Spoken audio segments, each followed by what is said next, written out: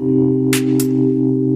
morning of Monday, April 23rd, 2018, started like any other for Christopher and April Russell, an Eastpoint couple heading out to fish.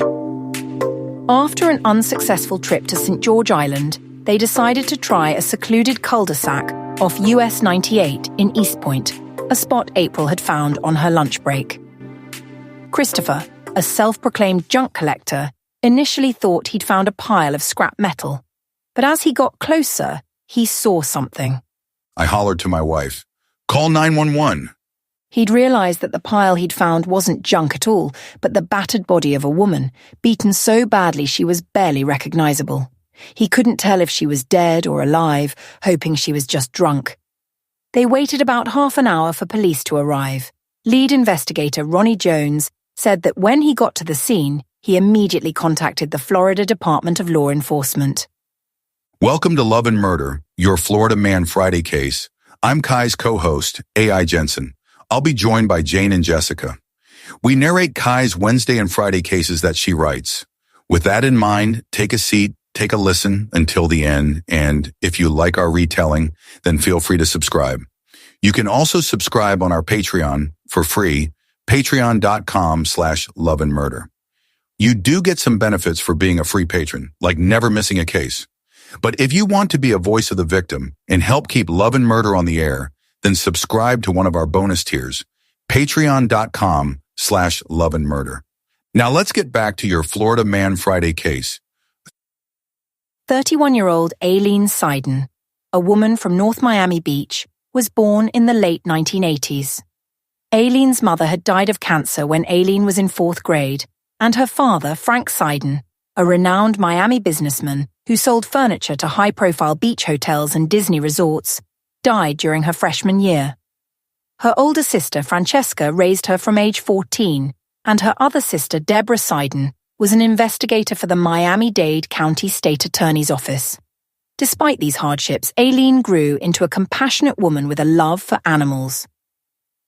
Aileen's path crossed with 44-year-old Christina Araujo of Palm Beach when she started working at Christina's used car dealership. There, she also met 30-year-old Zachary Abel, who was president of the dealership. Eventually, Aileen moved in with them in North Miami. By 2017, the three had entered a polyamorous relationship. But the relationship didn't stay peaceful for long. According to Aileen's best friend, who went by a pseudonym, Ali for Reports, she said that the relationship started getting weird. She said the vibe changed where one of them always seemed to be the odd man out, or was jealous. Aileen would call her all the time, crying, saying things like, "You have to come over here, like, he hurt me again." Zach was hitting Aileen regularly, and there were fights between her and Christina too. But Aileen never went to the police. She was scared. She believed Christina's dad, Colonel Antonio Araujo from the Palm Beach County Sheriff's Office, would protect his daughter. Ali said, Aileen felt like Christina had gotten away with everything in the past because she came from police royalty. Both Zach and Christina had a history of drug arrests. Zach was arrested in 2013 for felony possession of a controlled substance for resale and sentenced to 4 years probation. He also faced a misdemeanor battery charge in 2011 that was not prosecuted. In October 2016, both Zach and Christina were arrested for misdemeanor possession of marijuana, pleading no contest with adjudication withheld. Franklin County Sheriff A.J. Tony Smith described Zach as a, quote, real low life, a thug. In April 2018, Zach and Christina had taken a road trip to Dallas to pick Christina up. Then they turned around to drive from Texas back to Florida. Along the way, they went to New Orleans, then Pensacola, and stopped at the Sportsman Lodge in Eastpoint. There, they checked into room 15 for the weekend of April 21st to 23rd. On the 22nd, they were seen on surveillance footage going to dinner, then returning to their room. Ali said, Aileen had called on the 22nd, asking for advice on a way out of the relationship. That was the last time we heard from her. After 9/11 got the call, Lieutenant Ronnie Jones worked with Amy George, a crime scene investigator with FDLE, who'd arrived from Tallahassee. Investigator George described finding the unidentified woman's, quote, bruised and lacerated body lying in the grass in a ditch not far from the paved road. She documented everything carefully, starting with the most fragile evidence first. There were no IDs, no jewelry, just tattoos. She took a buccal swab for DNA, photographed a shoe print, and cast it with dental stone. She also found a set of keys lying in the road. It had rained the day before, but other than that, there was no evidence that the body had been washed. Meanwhile, back at the Sportsman's Lodge, when housekeepers opened the room, it was a mess. The bed was soaked. The comforter was on the floor, wet. Blood was smeared on the glass doors and the toilet paper roll. The shower curtain and rod were missing. There was vomit. And Christina and Zachary were already gone. Miranda Kilbourne had gone to check on room 15, but was told by Hope Creamer to leave and call the sheriff's office. Crime scene analyst Ivan Brenners from the FDLE was the one who collected evidence from the motel. Lieutenant Jones took one look at the room and the blood. I just put two and two together. It wasn't just somebody cut theirself and bled a little bit on the bed.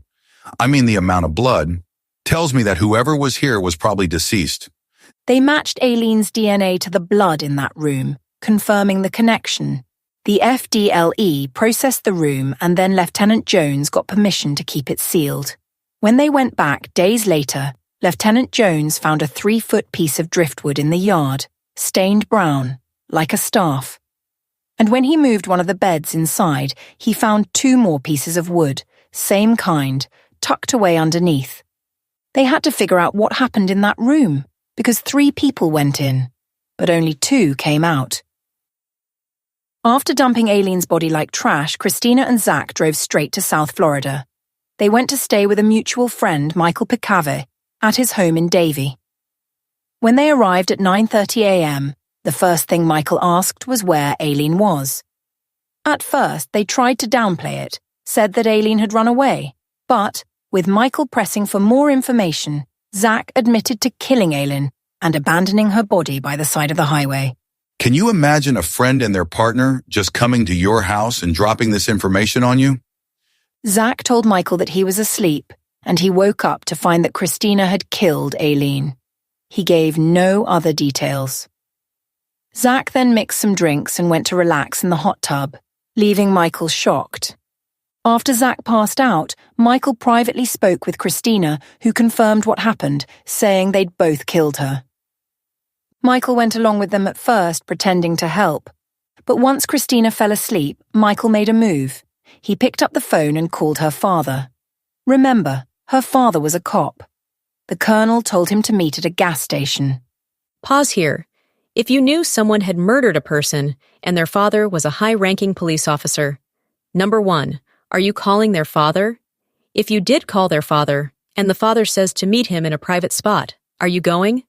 Personally, I'm paranoid, and I'm not doing either. I'll find some other cop to call. Let me know what you think in the comments below. So, Michael did go and meet her father, and later he gave a full statement to FDLE investigators. By then, a bolo had gone out statewide. An alert about a body found in the Panhandle.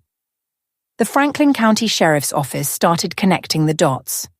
Then, just 2 days after Aileen's murder, on the night of April 24, 2018, Christina and Zach were arrested in Davie, Florida.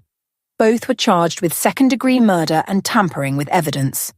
Christina had to be treated briefly at a Fort Lauderdale hospital for an infected spider bite before being taken into custody. Christina later told investigators that Zach had physically abused both women. She claimed he had manipulated her into killing Aileen. So they're throwing each other under the bus. In 2023, Christina took a plea deal. She pled guilty and agreed to testify against Zach in exchange for a lighter sentence. So only Zach went to trial, which started in January 2024. He denied killing Aileen, claimed he loved her, said he had proposed just weeks earlier. Assistant State Attorney Jad Patterson, alongside co-counsel Eddie Evans, walked the jury through what he called a long and complicated story. A long story that has multiple moving parts in different places, A movie that has different scenes in different places. There's not a lot of disagreement about what happened before and what happened after the incident at Sportsman's Lodge. What happened before and after their stay at Sportsman's Lodge wasn't in question. The beating that happened inside room 15 was. This wasn't just a case about a murder. It was about a twisted dynamic between three people who were emotionally, financially, and physically entangled. They were in business together, they lived together, they worked together, and you're going to hear they had sex together. Attorney Patterson ended his opening statement with a reminder.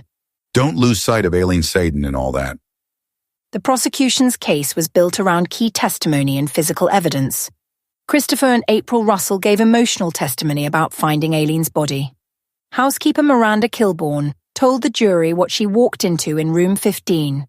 FDLE analyst Ivan Brenz was called a critical witness for the physical evidence he collected at the motel. Michael also testified.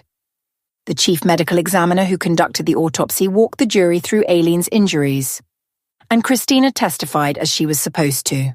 Attorney Patterson said that her testimony would give jurors a front-row seat to what happened in that motel.